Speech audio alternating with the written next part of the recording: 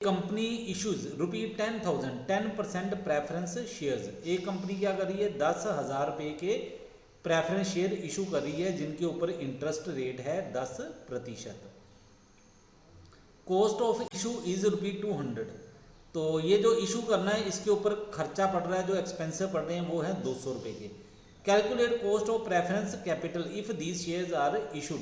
तो कहते हैं ये जो प्रेफरेंस शेयर कैपिटल जो है इशू की जा रही है इसके ऊपर आप बताइए कि लागत कितनी आती है यदि ये वाले शेयर जो हैं इशू किए जाएं at par, at premium of 10%, at a discount of 5%।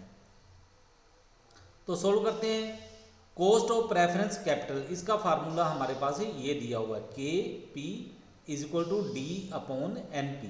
तो KP का मतलब यहाँ पे क्या है, cost of preference capital. D का मतलब क्या है, एनुअल प्रेफरेंस डिविडेंड। NP का मतलब क्या है, नेट प्रोसीड।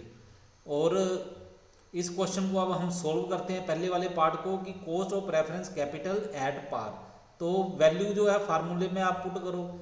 डिविडेंड कितना है, ये है डिविडेंड आपका 10%, ठीक है। 10,000 रुपये के ऊपर 10% करो तो आपको डिविडेंड मिल जाएगा, वो आएगा 1,000 रुपया, ठीक है। मैंने बोला हुआ कि ये रेट ऑफ इंटरेस्ट है, असल में रेट ऑफ इंटरेस्ट नहीं बोलते हैं इसको, इसे हम बोलते हैं रेट ऑफ डिविडेंड, ठीक है। हाँ, अगर डिबेंचर्स हैं या बॉन्ड्स हैं तब हम बोलेंगे इसको रेट ऑफ इंटरेस्ट, लेकिन जब शेयर्स लिखा होता है तब हम इसे बोलते हैं रेट ऑफ डिविडेंड। तो 10,000 लिखा है तो इसके ऊपर 10% करोगे 1,000 रुपया जो है वो डिविडेंड आ जाएगा, 1,000 रुपया। और नीचे क्या है, नेट प्रोसीड। तो 10,000 रुपये की कैपिटल है माइनस 200 रुपया ऊपर खर्च है, ठीक है। तो हमारे पास क्या आ जाएगा, 1,000 बटा 9,800। अगर आप इसका परसेंट निकालोगे तो ये आ जाएगा 10.20%, ठीक है। तो ये आ जाएगी हमारे पास कॉस्ट ऑफ प्रेफरेंस कैपिटल। अगर ये वाले प्रेफरेंस शेयर है अगर इशू किए जाए प्रीमियम के ऊपर, तब हमारे पास ये जो लागत है वो कितनी आएगी, वो आएगी 1,000 का डिविडेंड है, 10,000 की कैपिटल, 1,000 रुपया जो है प्रीमियम का मिलेगा। 10,000 गुणा 10/100, 1,000 रुपया क्या है वो प्रीमियम भी लगेगा साथ में।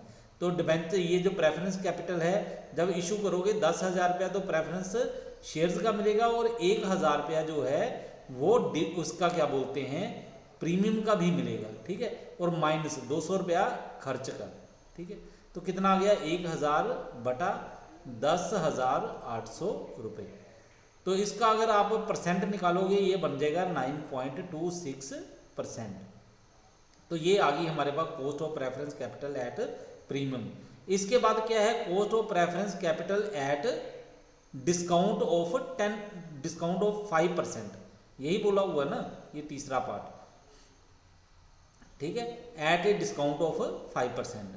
तो ये वाला सी पार्ट है, देखो इसमें ऊपर ऐसे लिखा नहीं है पर आपने हेडिंग लिख देना है, cost of preference capital at discount of 5%, ये लाइन लिख देनी है। उसके बाद आप वैल्यू पुट करो, 1,000 रुपया डिविडेंड का, 10,000 रुपया प्रेफरेंस शेयर्स का, ठीक है। और 500 रुपया जो डिस्काउंट दोगे, यानी कि पैसे कम मिलेंगे। अब डिस्काउंट दिया जा रहा है, 500 रुपया डिस्काउंट का चला गया, ठीक है, माइनस 200 रुपया। 200 रुपया किसका है, एक्सपेंसेस का, ठीक है। तो हमारे पास क्या आ गया, 1,000 बटा 9,300 रुपये।